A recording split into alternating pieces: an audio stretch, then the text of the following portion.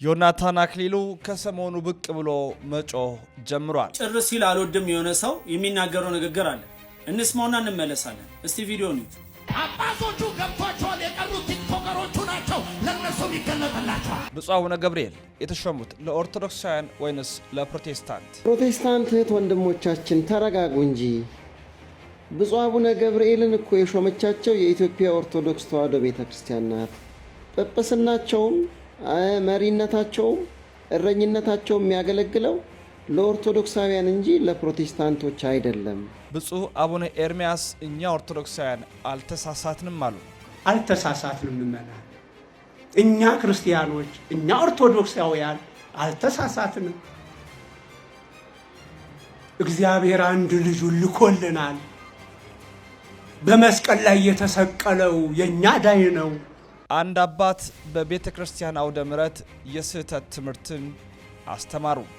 መስቀል ላይ የዋለው የድንግል ማርያም ስጋ ነው። አንተ የማን መሰለ ቤዛ የሆነ? እኚህ አባት ተሳስተዋል ወይ? ለኔ አልተሳሳቱ። የቃል አስተት ግን ነበር ሲያስተምሩ ሰው ሊያጣሞ የሚችለው የቃል አስተት ነበረ። ሙሉ ቪዲዮን ዩቲዩብ ላይ ገብቻ አይቼዋለሁ። የተወዳችሁ ኦርቶዶክሳውያን እንዴት አላችሁ? እንዴት ቆያችሁ? የዛሬ መረጃችን በስፋት ትኩረት የሚያደርጉ ጠበቅ ያሉ መረጃዎችን ይዘን መጥተናል። መረጃው ለመላው ዓለም እንዲዳረሱላችሁም ላይክ አድርጉም። እንግዲህ ከፕሮቴስታንቱ ዓለም እነ ዮናታን ብቅ ብሏል። መምህራኖችም ደግሞ ከኛው ቤተክርስቲያን የስህተት ትምህርቶችን ማስተማር ጀምረዋል። እሱን እናጋልጣለን። ሁላችሁም ላይክና ሼር በማድረግ እንድትጀምሩ በትህትና እየጠየቅን በቀጥታ ወደ መረጃችን እናምራለን።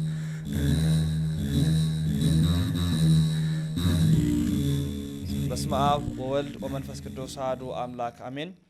የፍጥረታት ሁሉ አባት የሰማይና የምድር አስገኚ አጋዕዝተ ዓለም ቅድስት ሥላሴ ክብር ምስጋና ይድረሰው። ወላዲተ ቃል አምላክ ድንግል ማርያም ውዳሴ ክብር ይድረሳት። ቅዱሳን እንደየማዕረግና ክብራቸው ምስጋና ይድረሳቸው።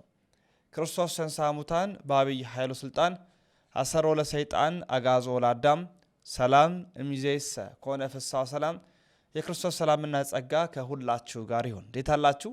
እንዴት ቆያችሁ? እንዴት ሰነበታችሁ? ቤተሰቦች ሰላም እግዚአብሔር ባላችሁበት ቦታ ሁሉ ይብዛ። ዛሬም እንግዲህ ወቅታዊ የሆነ ጉዳይ ሰባር የሆነ መረጃ ይዤ መጥቻለሁ።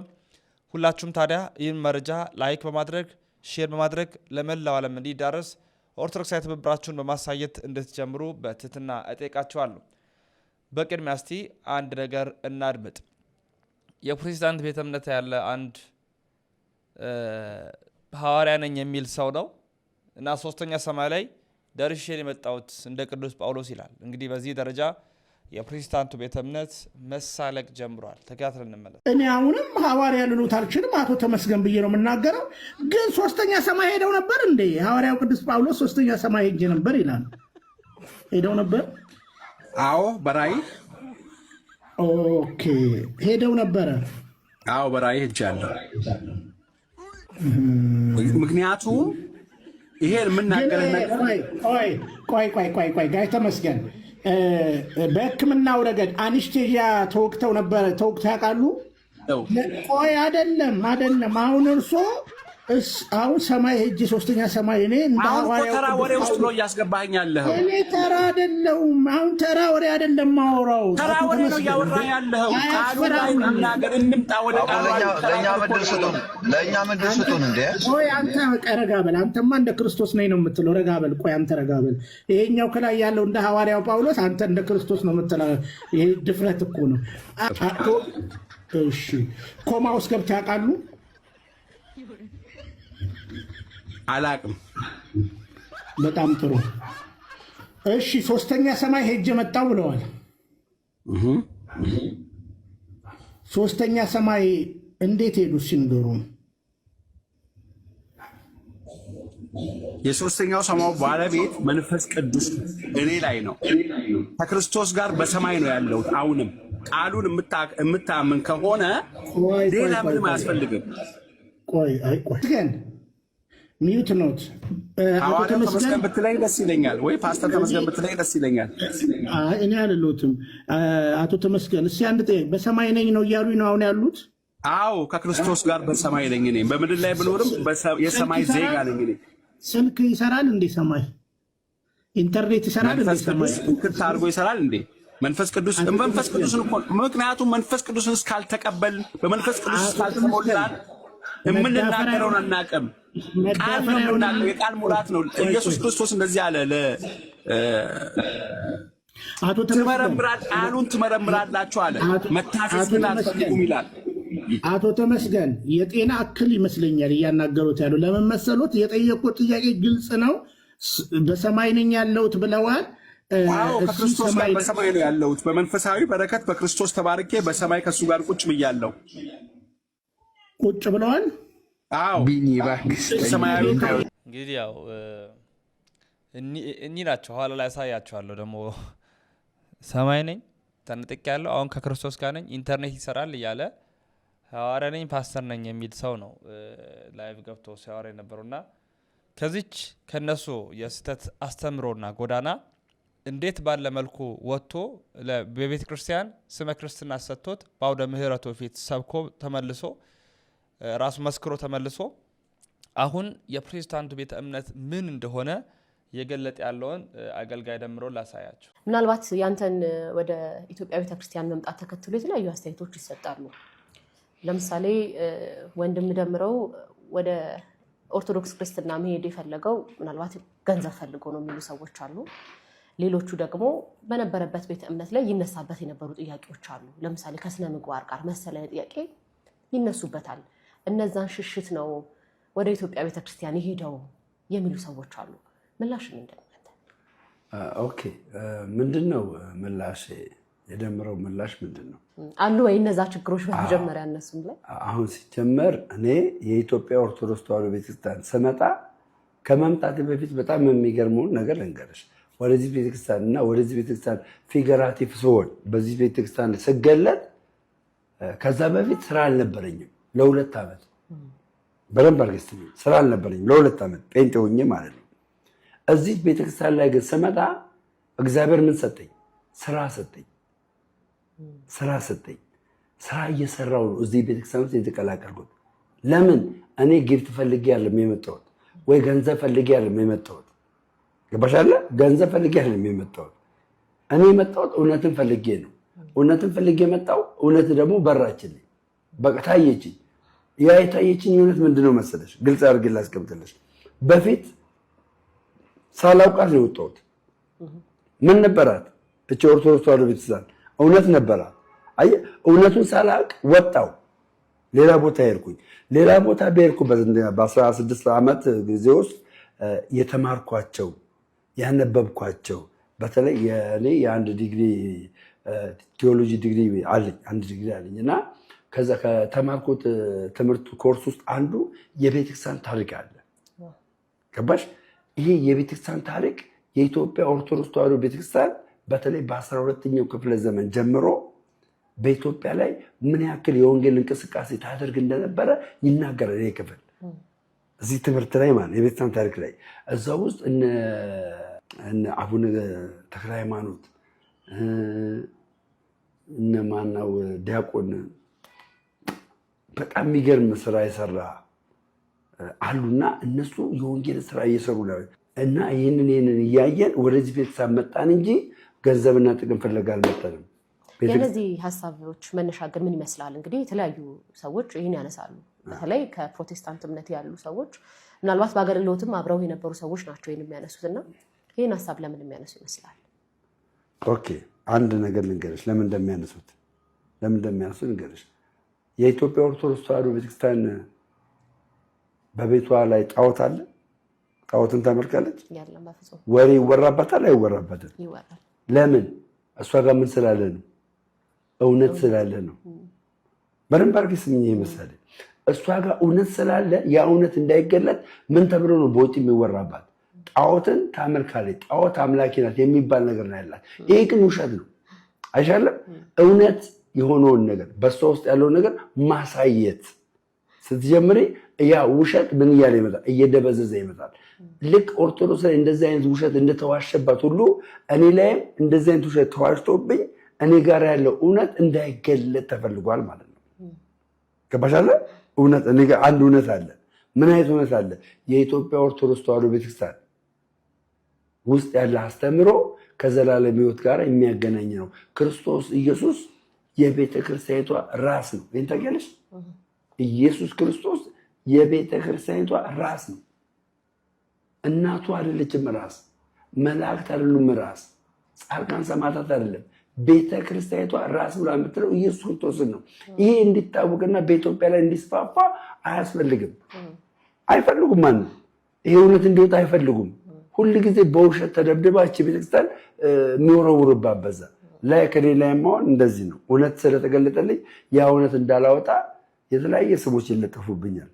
የሚሰራ ሰው ደግሞ እንደዚህ ካልተባለ አልሰራም ማለት ነው። እንግዲህ ወንድም ደምረው ነው እንግዲህ ተመልሷል። በቦሌ መድኃኔዓለም ስርዓተ ጥምቀቱን ፈጽሞ የኢትዮጵያ ኦርቶዶክስ ተዋሕዶ በቄደር ጥምቀት ተመልሶ ኦርቶዶክስ ሆኗል እና ከመጣ በኋላ እውነተኛ የሆነችቷ ቤተክርስቲያን ምን እንደሆነች ለማሳየት የሄደበት ርቀት ነው። ኦርቶዶክስ ተዋሕዶ ቤተክርስቲያን ይህች ናት። ከሰሞኑ አንዲት አጀንዳ እንዲነጋገርበት ወይም ርዕሰ ጉዳይ ለመሆን ብቅ ያለ አንድ ሰው አለ።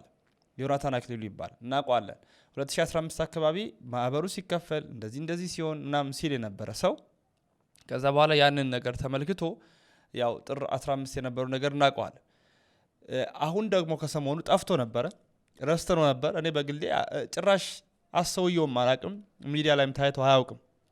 ለምን በራሱ መንገድ እየሄደ በራሱ መንገድ የተጓዘ ነበር። ከሰሞኑ ደግሞ ማለት በትናንትናው ዕለት ደግሞ ብቅ ማለት ጀምሯል። ምንድነው እሱ ደግሞ ያለው ይሄ ጳጳሳትን የመንካት ኦርቶዶክስን የመንካት ነገር መጥቶበታል። ማለት ድጋሚ ደግሞ ወደዛ ለመታወቅ ለመታየት እነዛ ነገሮችን ማሳየት ጀምሯል እና ዮናታን አክሊሉ ተነስቶበታል። እስኪ እሱን ቪዲዮ ተከታትለን እንመለሳለን። በዛ ርዕሰ ጉዳይ ላይም ኦርቶዶክሳውያን የሰጡትን መልስ አከታት እያሰማቸዋለሁ። አባቶቹ ገብቷቸዋል። የቀሩት ቲክቶከሮቹ ናቸው። ለነሱም ይገለጥላቸዋል። ወንጌል የቤተ መንግስት በር አይዘው፣ የቤተ ክህነት በር አይዘው። ወንጌልን የትኛውም ነገስታት ሊያቆመው አይችልም። እየሰበረ ይገባል። እሺ፣ በዮናታን በአገልጋይ ዮናታን ላይ አንድ ሀሳብ እስቲ እናንሸራሸር። እዚህ ጋር እያለ ያለው ጳጳሶቹ ገብቷቸዋል፣ የቀሩት ቲክቶከሮቹ ናቸው ነው እያለ ያለውና ማነው ቲክቶከሩ ያልገባው? ማነው ጳጳሱስ የገባው? አቡነ ገብርኤል የምንፍቅና ትምህርት ያስተማሩትን ማርያም ቤዛዊት አይደለችም ያሉትን ነው። አሁን እዚህ ጋር እሱ ወንጌል እየሰበከ ነው በሱ ቤት። ወንጌል እንደዚህ አይደለም የሚሰበከው፣ በማለት አይደለም ወንጌል በፉከራ ወይም ደግሞ በጮክ ብሎ በመናገር አይደለም የሚሰበከው፣ በእውቀትና በእውነት ነው ወንጌል የሚሰበከው። እሱን ደግሞ ከፈለክ እኛ ቤት በሽ አለ፣ ብዙ አስተማሪ አለ። ግርግር በተፈጠረ ቁጥር ምንድነው እዛ ቤት ላይ ማውራት? እንዴ እኮ ወንጌል አይደለም። ማዕበሉ እዛ ይነሳል፣ እንትኑ ለሁለት ይከፈላል አልክ። ያው እግዚአብሔር ይመስገን ምንም የተፈጠረ ነገር የለም እስካሁን። ማዕበሉ ለሁለት ይከፈላል ያልከው እንደ አቡነ ገብርኤል አይነቶቹ ከሆነ እግዚአብሔር እንደው ይንቀልልን፣ ሌላ ምንም አንልም። ለማንኛውም እግዚአብሔር ከእናንተ ጋር ይሁን። ይህን ጭር ሲል አልወድም የሆነ ሰው የሚናገረው ንግግር አለ። እንስማውና እንመለሳለን። እስቲ ቪዲዮውን እዩት። አባቶቹ ገብቷቸዋል። የቀሩት ቲክቶከሮቹ ናቸው። ለነሱም ይገለጥላቸዋል። ወንጌል የቤተ መንግስት በር አይዘው፣ የቤተ ክህነት በር አይዘው። ወንጌልን የትኛውም ነገስታት ሊያቆመው አይችልም። እየሰበረ ይገባል። በአባባል ደረጃ እንደምናውቀው ከስተቱ የማይማር ፈንጂ አምካኝ ነው ሲባል የምናውቀው። ነገር ግን አሁን ላይ ሲገባኝ ከስተቱ የማይማረው ፓስተር ዮናታን ብቻ ነው። ምክንያቱም ታስታውሳላችሁ ከዚህ በፊት በኦርቶዶክስ ቤተክርስቲያን ውስጥ የተፈጠሩ አንዳንድ አለመግባባቶች ላይ ተመርኩዞ ወጥቶ ራእይ ተገልጾልኛል ወይም ደግሞ ትንቢት እናገራለሁ ራእይ ታይቶኛል አለቱ ማህበሩ ለሁለት ሲከፈል ምናምን አለ። ነገር ግን ቀድሞ የደረሰው ኢንፎርሜሽን ስለነበረው ነው። ያን ነገር ስንናገር ደግሞ የሱ ደጋፊዎች አይ ተገልጦለት ነው አሉ። ነገር ግን እግዚአብሔር ይመስገን ቤተክርስቲያን ውስጥ የነበረው ችግር አለፈ። ያኔ ሲያልፍ አፍሮ ዝም አለ። ከዛ በፊት ደግሞ ወንጌል የማያስተምረውን ነገር ለተከታዮቹ አስተምሮ ቆይቶ ስህተት ነው ሲባልም ለማረምም ፈቃደኛ አልነበረም። ከአመት ነው ከሁለት አመት በኋላ መጥቶ ያኔ ያስተማርኩት እኮ ትምህርት ስህተት ነበር አለ። አሁን እንደዚህ አይነት በስህተት ላይ ስህተት የሚሰራ ሰው በተቻለ አቅም ለራሱ ጥሞና ጊዜ ወስዶ እኔ ምንድነው የምሰራው መምህር እስኮንኩ ድረስ ወይም ደግሞ ነብይ ወይም ደግሞ የፈለገውንም ይበል ያን እስኮነ ድረስ ማስተማር የሚገባኝ ለሚከተሉኝና እምነቴ በሚፈቅደው ነው። በቃ ከዛ ውጪ ስለሌላው ቤተ እምነት አይመለከተኝም ብሎ እንዲው ትምህርት መውሰድ ሲገባ በየጊዜው ግን እየመጣ ራስን ለውርደት ማዘጋጀት እኔ የጤነኝነት አይመስለኝም። አሁን ከሰሞኑ የተፈጠረውን ግርግር ተመልክተ እንግዲህ የራይታ አገኝ ልትለው አይደል? ከዛ ወይ ደግሞ ትንቢት ተናገርኩ ልትለው የተፈጠረውን ነገር ማለት እኔ በነገራችን ላይ ይሄን ሰው ሳይው እንደ ጋዜጠኛ ወይ ደግሞ እንደ የሆነ ዳታ ሰብሳቢ ሰው ነው። ይሄ ዳታ ሰብስበው የሚናገሩ ጋዜጠኞች አሉ አይደል? ነገሬ ለምሳሌ አየር ሁኔታው እንዲህ ሊሆን ይችላል ወይም ደግሞ ይሄ ምርት ደግሞ እንዲህ ሊሆን ይችላል የሚሉ ሰዎች አሉ። እነዛ ራእይ ወይም ደግሞ ትንቢት ተገልጦላቸው አይደለም ካገኙት መረጃ ነው። ስለዚህ ይሄም ሰው ካገኘው መረጃ ይሰበስብና መጥቶ ራእይ አየው ወይም ደግሞ ህልም ተገለጸልኝ ትንቢት ተናገርኩ ይላል ማለት ነው። አሁን ይሄ ችግርም ይፈታል። ያኔ ደግሞ ምን ትላለህ? ስለዚህ እባክህ ራስን እንደዚህ አይነት ውርደት ውስጥ ከመክተት ይልቅ የኦርቶዶክስን ጉዳዮች ተውና በራስ ቤተ እምነትና በራስ እምነት ላይ አተኩር። በራስ ላይ መፍታት የሚገቡ ብዙ ችግሮች አሉ። ማስተካከል የሚገቡ ብዙ ስህተቶች ሊኖሩ ይችላሉ። እነሱ ላይ ብታተኩር ይሻላል። ኦርቶዶክስ ላይ የተፈጠሩ ችግሮችን እየሰበሰብክ እያመጣ ራስን እንደ ትልቅ ነቢይ ወይም ደግሞ እንደ አዋቂ ለማየት የምትሞክረው ነገር መጨረሻ ውርደት ላይ ጥላልና ያንተን ትንቢት ወይም ደግሞ ያንተን ራእይ ከዚህ በፊት ከአንዴም ሁለቴም አይተነዋል በስህተት እንደተደመደመ ማለት ነው። ይሄኛውም በስህተት ይደመደማልና እባክህ ቢያንስ ለራስህ ክብር ይኑር። አባቶቹ ገብቷቸዋል። የቀሩት ቲክቶከሮቹ ናቸው። ለእነሱም ይገለጥላቸዋል። ወንጌል የቤተ መንግስት በር አይዘው። ፕሮቴስታንት እህት ወንድሞቻችን ተረጋጉ እንጂ ብፁዕ አቡነ ገብርኤልን እኮ የሾመቻቸው የኢትዮጵያ ኦርቶዶክስ ተዋሕዶ ቤተክርስቲያን ናት። ጵጵስናቸውም መሪነታቸውም እረኝነታቸውም የሚያገለግለው ለኦርቶዶክሳውያን እንጂ ለፕሮቴስታንቶች አይደለም።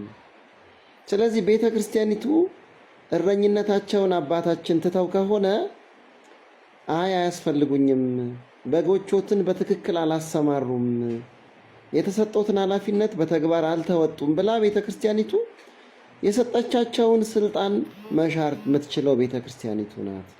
እንዴ በዚህ ልክ እንዴት ነው እሳቸው ለፕሮቴስታንት አልተሾሙ ወይም ደግሞ ለጴንጤ አልተሾሙ፣ ጴንጤ አልሾማቸው? በዚህ ልክ ምንድነው እንደዚህ የሚያንጨረጭረው ነገር? እኛ ነን እኮ መንጨርጨር ያለብን፣ እኛ ነን መቆጨት ያለብን፣ እኛ ነን ማዘን መተከዝ ያለብን ኦርቶዶክሳውያን። ስለዚህ እባካችሁ እንደው በማይመለከታችሁ ነገር አትፈትፍቱ። እኛ ለምሳሌ ነቢይ ዮናታን ወይ ሐዋርያ ዮናታን እኮ አይመለከትህም ነቢይ መሆን አትችልም ብለን አናውቅም። ምን አገባን? የአቡነ ገብርኤል ጉዳይ የኛ የኦርቶዶክሳውያን ጉዳይ ነው። ለኛ አባት መሆን የሚችሉ ከሆነ ለኛ መሪ መሆን የሚችሉ ከሆነ እኛ መሪ አርገን ተቀብለን ይገባቸዋል። ሊቀ ጵጵስናቸውን እኮ ህዝቡ ይገባቸዋል አባት ይሁኑን ይምሩን ይባርኩን ብሎ እኮ ነው ባይዘው ያሾማቸው። ይሄን ስለማታውቁ እኮ ነው እናንተ።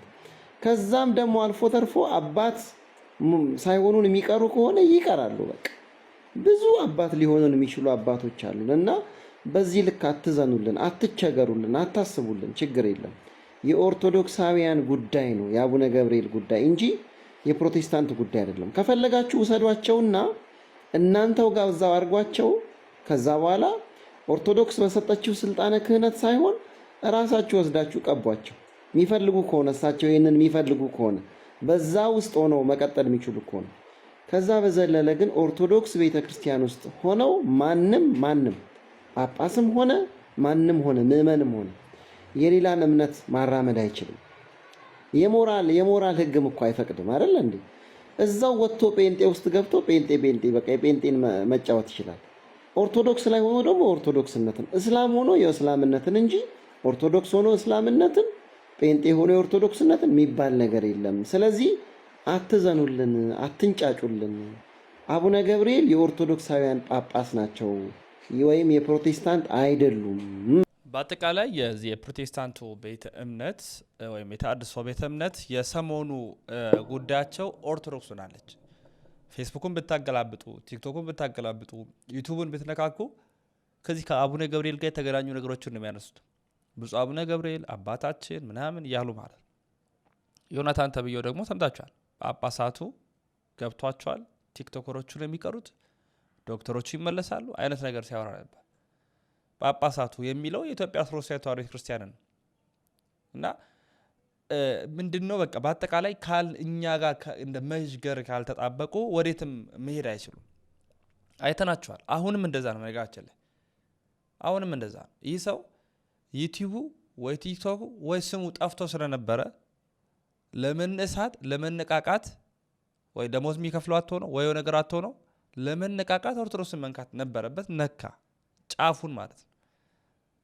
ይኸው እንግዲህ እኛም እኮ ዮናታን እያለ ያቀረብንላቸው እነ ትዝታ ብትሉ እነ በጋሻው ብትሉ ማን ብትሉ ኦርቶዶክስ ዛሬም ድረስ ደሞዛቸው ናት። በድፍረት ነው የምንናገረው። ደሞዛቸው ናት። የራሳቸውን አስተምሮ አይደለም በእኛ አስተምህሮ ነው እነሱ የሚንቀሳቀሱት። እና የሰሞኑ የፕሮቴስታንቱ የፌስቡክ ገጽ በቃ በአጠቃላይ አቡነ ገብርኤልን ብፁዕ አባታችን ያለ የተቀባበሉ ይገኛል። ጳጳሱ የኛ ናቸው፣ የሾምናቸውም እኛን፣ ካጠፉም የምንጠይቃቸው እኛን፣ ከሰሩ የምንሾማቸው እኛን። እናንተ አይመለከታችሁ፣ አያገባችሁም፣ ቤታችሁም አይደለም። ስለዚህ በዛ ደረጃ ነው ብትረዱ የሚል ሐሳብ ያለ። ኦርቶዶክስ አልተሳሳተችም፣ ተሳስተንም አናውቅም። ብፁዕ አቡነ ኤርሚያስ የሰሜን ወሎ ሀገረ ስብከት ሊቀ ጳጳስ አልተሳሳትንም። ምእመናን እኛ ክርስቲያኖች እኛ ኦርቶዶክሳውያን አልተሳሳትንም። እግዚአብሔር አንድ ልጁን ልኮልናል። በመስቀል ላይ የተሰቀለው የኛ ዳይ ነው። የምንበላው ስጋ የምንጠጣው ደም አዳኛችን ነው። ነፍስ የተለየችው መለኮት የተዋሃደችው ከኃጢአት የምንነጻበት ወደ ገነት የምንገባበት ማረጋገጫችን ነው ብለን ስንመሰክር ስናምን አልተሳሳትንም። ኦርቶዶክሳውያን በዚህ እውነት ላይ ልንቆም ይገባል። አሁን ትልቁ ይሄ ነው። እንግዲህ እያንዳንዱ ሰው ለልጁ፣ እያንዳንዱ ሰው ለቤተሰቡ፣ ታላቅ ወንድም ለታናናሾቹ አለት መሆን አለቱ ነው። በክርስቲያናዊ ሕይወቱ በክርስቲያናዊ ጠባዩ ጸንቶ ትውልድ በሱ እንዲገነባ ማድረግ። እያንዳንዱ ጴጥሮስ ሊሆን ይገባዋል። እያንዳንዱ ኬፋ ሊሆን ይገባዋል። አለት መሆን ይገባዋል። አባት ወላዋይ፣ እናት ወላዋይ፣ በእምነት የማይጸኑ በምግባር የማይጸኑ እንደ ጴጥሮስ አለት ያልሆኑ ከሆነ ልጆች በምን ይመሰረታሉ? ትውልድ በምን ይተካል? በምን ይቆማል? ስለዚህ ዛሬ እናንተ በርትታችሁ ያው ብዙ ምክንያት በተደረደረበት ዘመን ይህን ቤተክርስቲያን መገንባት መትከል የቻላችሁት በክርስትና እምነት ስለተተከላችሁ ነውና እንኳን ደስ አላችሁ ወገኖቻችን። ብፁዕ አባታችን ብፁዕ አቡነ ኤርሚያስ የሰሜን ወሎ ሀገረ ስብከት ሊቀ ጳጳስ የቅዱስ ሲኖዶስ አባል ናቸው። እንግዲህ ይሄን ያሳለፉት እሳቸው ናቸው። ወደ ቀጣይ መረጃ ላምራ። እንግዲህ ከሰሞኑ ትልቅ የሆነ አጀንዳ ትልቅ የሆነ ጉዳይ ሲደመጥ ነበረ።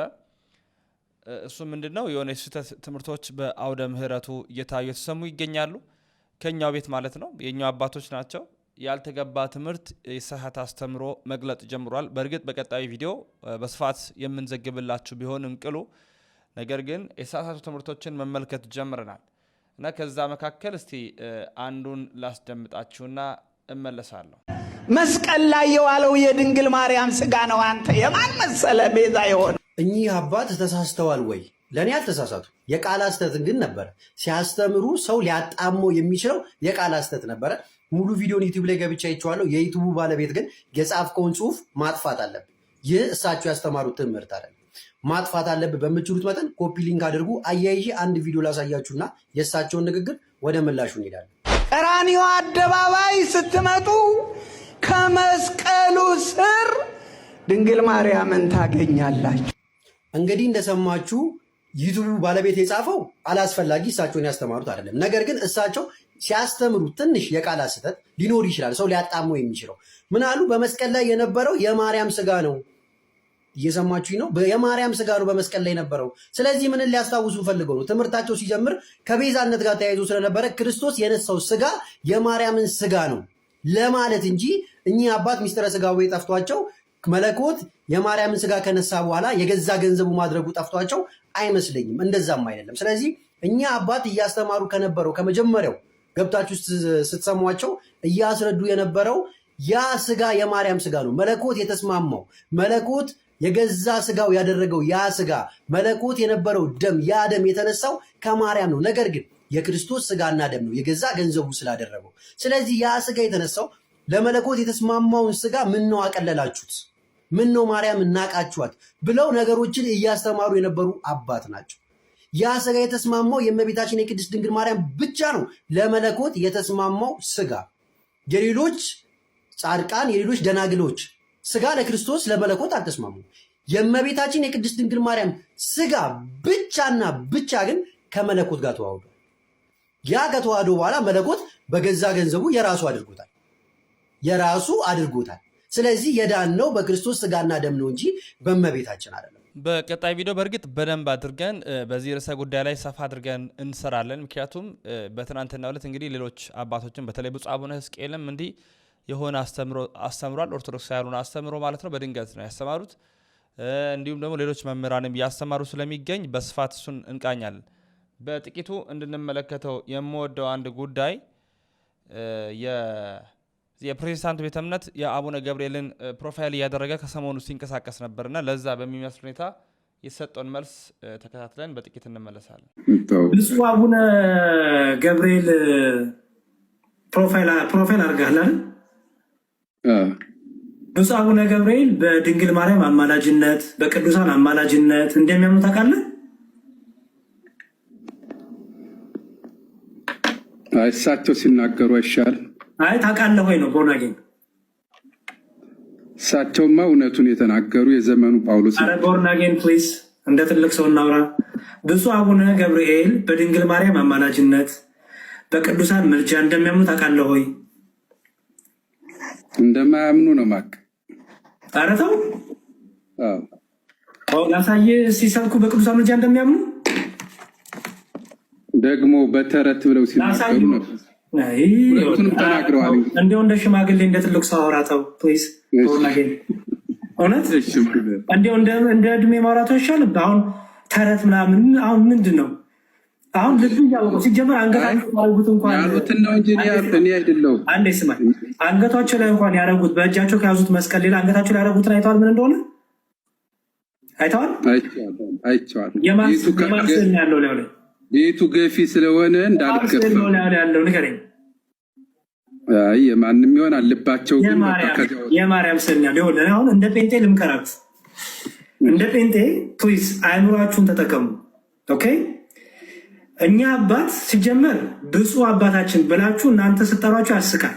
ምክንያቱም አባት ብላችሁ አንንም አጠሩም እናንተ። አንድ ሁለተኛ እኛ አባት በቅዱሳን ምልጃ፣ በመላእክት ምልጃ፣ በሰማዕታት ምልጃ ምናሉ እናንተ አታምኑ። ሪሊ ማለት ይሄ አይምሯችሁ እንዴት እንደሚቀበሉ አላውቅም።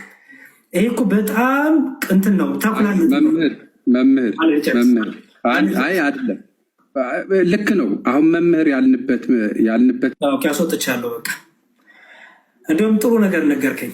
ሰው ይሆንላችሁ የፕሮቴስታንቶችን ይህን ሰሞን የሚሰሩትን ስራ እዩ። እኛ አባት የኢትዮጵያ ኦርቶዶክስ አባት ናቸው። ኦኬ ድንግል ማርያም ቤዛ አትባልም ያሉበትን ምክንያት ወጥቶ አስረዱ። ኦኬ ጭራሽ እንዲሁም ለልጇ ቤዛ ናት አሉ። ፕሮቴስታንቶቹ ጸጥ አስተውሉ፣ ጸጥ። እንግዲህ እንዲህ ነው። ምንም ያረጉበትን እንኳን ምክንያት የማያውቁ ነገር ግን የሚነዱ ናቸው። በዚህም ተመልክተናል። የተወዳችሁ ቤተሰቦቻችን የዛሬ መረጃችን ይሄንን ይመስላል። መረጃው ለመላው ዓለም ይዳረስ ዘንድ ሁላችሁም ሰብስክራይብ በማድረግ ላይክና ሼር በማድረግ ትብብራችሁን በማሳየት ከጎናችን ቆሙ። ያሮስ የእናንተም የኛም ነው። ወንድማችሁ ሉል መብራቱ ነኝ። ክብር ምስጋና ለአብ፣ ክብር ምስጋና ለወልድ፣ ክብር ምስጋና ለመንፈስ ቅዱስ አንድ አምላክ አሜን።